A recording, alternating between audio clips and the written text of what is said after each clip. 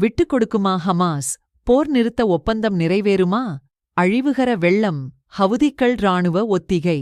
கொசுக்களை தடுக்கும் ஐரன் டோம் இஸ்ரேலைக் காக்குமா? படுமோசமான நிலைமைகளுக்கும் தயார் ஹெஸ்பொல்லா. உடைந்து சிதறும் ஐரோப்பிய யூனியன்.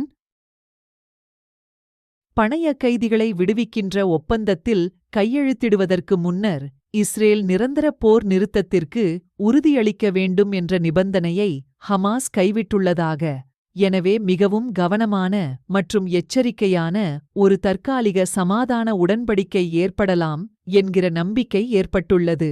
இஸ்ரேலிய பணைய கைதிகளை விடுவிக்கும் உடன்படிக்கை மற்றும் காசாவில் ஒரு போர் நிறுத்தத்திற்கான பேச்சுவார்த்தைகள் இறுதியாக சரியான பாதையில் செல்வதாகத் தெரிகிறது. குறிப்பாக ஹமாஸ் போருக்குப் பிறகு காசாவை ஆட்சி செய்யும் மற்றும் காசாவை கட்டுப்படுத்தும் ஒரு வெளிநாட்டின் தலையீட்டை ஏற்க மறுக்கிறது. காசாவை நிர்வகிக்கும் பொறுப்பை எக்காரணத்திற்கும் ஹமாஸ் விட்டுக் கொடுக்காது என்பதை தெளிவாக்கியிருக்கிறது. இஸ்ரேலும் ஹமாஸும் உடன்படும் ஒப்பந்த வரிகளில் இஸ்ரேலிய பிணைக் கைதிகள் விடுவிக்கப்படும் நேரத்தை விளக்கியுள்ளது. ஒப்பந்தத்தின் முதல் கட்டம் தொடங்கிய 16 நாட்களுக்குள் வீரர்கள் மற்றும் இளம் மற்றும் ஆரோக்கியமான ஆண்கள் உட்பட இஸ்ரேலிய பணைய கைதிகளை விடுவிப்பதற்கான பேச்சுவார்த்தைகளை திருத்தப்பட்ட முன்மொழிவு வழங்குகிறது என்று ஹமாஸின் உயர்மட்ட வட்டாரம் சனிக்கிழமை கூறியது. மத்தியஸ்தர்கள் வழங்கிய உறுதியின்படி முதல் கட்டமாக 6 வாரங்கள் நீடிக்கும் இந்த ஒப்பந்தத்தின்படி தற்காலிக போர் நிறுத்தம், தேவையான உதவிப் பொருள்களை காசாவுக்குள் வழங்குதல் மற்றும் இஸ்ரேலிய துருப்புக்கள் திரும்பப் பெறுதல் மற்றும் ஒப்பந்தத்தின் 2ஆம் கட்டத்திற்கு மாறுதல் ஆகியவற்றிற்கும் மத்தியஸ்தர்கள் உத்தரவாதம் அளித்தனர்.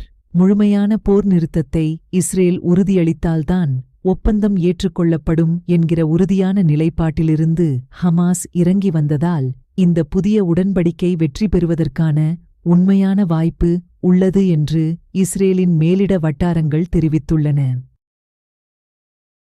ஹவுத்தி கிளர்ச்சியாளர்கள் இஸ்ரேல் மற்றும் இங்கிலாந்து முகாம்கள் மீது ஒரு வியத்தகு தாக்குதலை அவர்களின் சமீபத்திய இராணுவ பயிற்சியான அழிவுகரமான வெள்ள சூழ்ச்சி இல் உருவகப்படுத்தினர். ஸ்னைப்பர் பிரிவுகள் மற்றும் கவச எதிர்ப்பு ஆர்பிஜி துப்பாக்கி சுடும் வீரர்கள் உருவகப்படுத்தப்பட்ட தாக்குதல்களில் பங்கேற்றனர்.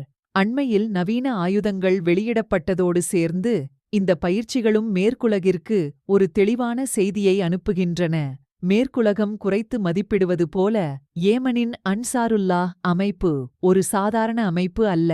அது மேற்கத்திய வல்லரசுகளின் கண்களை குத்தி குருடாக்கக்கூடிய வலிமை வாய்ந்தது என்று தொடர்ந்து நிரூபித்து வருகிறார்கள்.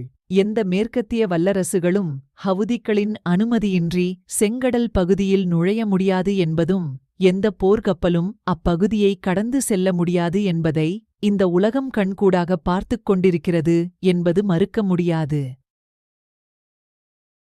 ஹிஸ்புல்லா ஆயுதக் களஞ்சியத்தை எதிர்கொள்ள முடியாத இஸ்ரேல். வெற்று அச்சுறுத்தல்கள் மற்றும் வெறுக்கத்தக்க பிரச்சாரம் முழு போர் விருப்பங்களையும் நனவாக்க முடியாது என்று ஹெஸ்பொல்லாஹ் தகவல்.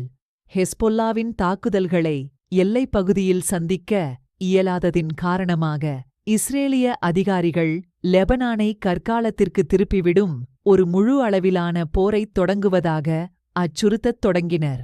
மறுபுறம் ஹெஸ்பொல்லா தலைமைச் செயலர் சையத் ஹசன் நஸ்ரல்லா வெளியிட்ட அறிக்கையில் ஹெஸ்பொல்லாஹ் அமைப்பு இஸ்ரேல் மீது தரைவழி, கடல்வழி மற்றும் வான்வழிப் போரை திட்டவட்டமாக நடத்தும் என்று எச்சரித்துள்ளார். கொசுக்களை தாக்கி அழிக்கும் ஐயன் டோம் பல்லாயிரக்கணக்கான ஹெஸ்பொல்லாஹ் ராக்கெட்டுகளை எதிர்கொள்ளத் தகுதியற்றது. ஹெஸ்பொல்லாவில்லாவிடம் குவிந்து கிடைக்கும் ராக்கெட்டுகள் மட்டுமின்றி உளவு பார்க்கும் ட்ரோனுகள், குறிப்பிட்ட இலக்கை துல்லியமாகத் தாக்கும் ஏவுகணைகள், பெரும் சேதத்தை விளைவிக்கும் இராணுவ தளவாடங்கள் மற்றும் பல நவீன ஆயுதங்கள் இஸ்ரேலின் கனவுகளை தவிடுபொடியாக்கும் அளவுக்கு வலிமை வாய்ந்தது என்பது குறிப்பிடத்தக்கது. மேலும் தரைவழியாக ஹெஸ்பொல்லஹ்வின் தேர்ந்த வீரர்கள் இஸ்ரேலுக்குள் ஊடுருவினால் இஸ்ரேலின் நிலை படுமோசமாக மாறிவிடும் என்று உண்மையறிந்து வல்லுநர்கள் எடுத்துரைக்கிறார்கள். ஹமாஸ் உட்பட்ட போராளிக் குழுக்கள் இன்று காசாவில் இஸ்ரேலிய எதிரி துருப்புக்களுக்கு அதிக இழப்புகளை ஏற்படுத்தியுள்ளது. பாலஸ்தீனிய எதிர்ப்புக் குழுக்கள் தொடர்ந்து 274வது வது நாளாக ஷியோனிச ஆக்கிரமிப்பை எதிர்த்து சண்டையிட்டன. இந்த சண்டையில் இஸ்ரேலிய எதிரி துருப்புக்களுக்கு அதிக இழப்புகளை ஏற்படுத்தியது. இது தொடர்பாக ரஃபாவின் தெற்கு மத்திய பகுதியில் உள்ள சுக் அல் ஹலால் சந்திப்புக்கு அருகில் சியோனிஸ் D9 இராணுவ புல்டோசரை ஆர்பிஜி ரவுண்டுடன் குறிவைப்பதைக் காட்டும் காட்சிகளை அல் குட்ஸ் பிரிகேட்ஸ் வெளியிட்டது. மேலும் ஷுஜாய்யா பகுதியில் உள்ள அல் குலாஃபா வீதியில் 7 வீரர்களைக் கொண்ட சியோனிச படையினர் நடத்திய திடீர் தாக்குதல் மற்றும் பொருத்தமான ஆயுதங்களுடன் மோதலில் ஈடுபட்டபோது இஸ்ரேலிய ஊடுருவும் படைகள் மீது உயிரிழப்புகள் மற்றும் காயங்களை ஏற்படுத்தியதாகவும் அல் குட்ஸ் பிரிகேட்ஸ் அறிவித்தது. மேலும் அல் கசாம் பிரிகேட்ஸ் ஒரு சியோனிச மெர்கவா 4 டாங்கியை ஷாவத் FP3 வெடிகுண்டு சாதனத்தால் முற்றிலுமாக அழித்தது. இதனால் அது காசா நகரத்தின் ஷுஜாய்யா சுற்றுப்புறத்தில் உள்ள பாக்தாத் தெருவில் தீப்பிடித்தது. மறுபுறம் அக்டோபர் 7 முதல் 87,705 காயங்களுடன் ஆக்கிரமிப்பில் இறந்தவர்களின் எண்ணிக்கை 38,098 ஆக உயர்ந்துள்ளது என்று காசாவில் உள்ள சுகாதார அமைச்சகம் தெரிவித்துள்ளது. ஐரோப்பிய ஒன்றியம் துண்டு துண்டாக உடைவது ஒரு நிச்சயமான காட்சியாக மாறி வருகிறது. பிரெக்சிட்டிலிருந்து தொடங்கி ஐரோப்பிய யூனியனில் அங்கம் பெறும் உறுப்பு நாடுகளிடையே ஏற்பட்டுள்ள பொருளாதார ஏற்றத்தாழ்வுகள், அதிகரித்து வரும் தேசியவாதம் மற்றும் அகதிகள் நெருக்கடி போன்ற சவால்களை ஐரோப்பிய ஒன்றியம் எதிர்கொள்ளும் சாத்தியம் குறித்து விவாதங்களும் நடந்து கொண்டிருக்கின்றன.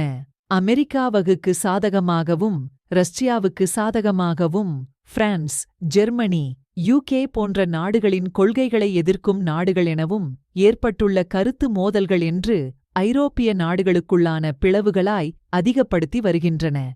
உக்ரைன் போர் மற்றும் காசாவின் மீதான இஸ்ரேலின் இன அழிப்புக்கு துணை போனது போன்ற பல சங்கடங்கள் இப்பொழுது பல நடுகை சிந்திக்க வைத்துள்ளது என்பது குறிப்பிடத்தக்கது. USSR பிளவுபடுத்தி அமெரிக்கா அடைந்த வெற்றியைப் போல ஐரோப்பிய யூனியனையும் பிளவுபடுத்த அமெரிக்கா பல நரித்தந்திர முயற்சிகளை எடுத்து வருவதாக பல வல்லுநர்கள் எச்சரிக்கிறார்கள். அதிபர் போட்டியிலிருந்து வெளியேறும் எண்ணமில்லை என்று டிவி பேட்டியில் ஜோ பைடன் தெரிவித்துள்ளார். அண்மையில் டொனால்ட் ட்ரம்ப் உடனான தொலைக்காட்சி விவாதத்தில் தனக்கு ஏற்பட்ட தோல்விக்கு சோர்வு மற்றும் மோசமான குளிர் தான் காரணம் என்று அமெரிக்க அதிபர் கூறுகிறார்.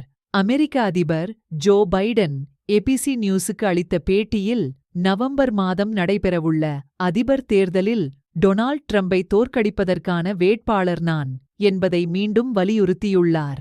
சனிக்கிழமையன்று வாஷிங்டன் DC-யிலிருந்து அறிக்கை அளித்த அல் ஜசீராவின் மைக் ஹன்னா ABC நியூஸ் நேர்காணலிலிருந்து பொதுவான எடுத்துக்காட்டு என்னவென்றால், பைடன் எந்த தவறும் செய்யவில்லை, ஆனால் சமமாக எதிர்காலத்தில் ஆட்சி செய்வதற்கான தனது திறனை சந்தேகிப்பவர்களை அவர் நம்ப வைக்கவில்லை என்றார்.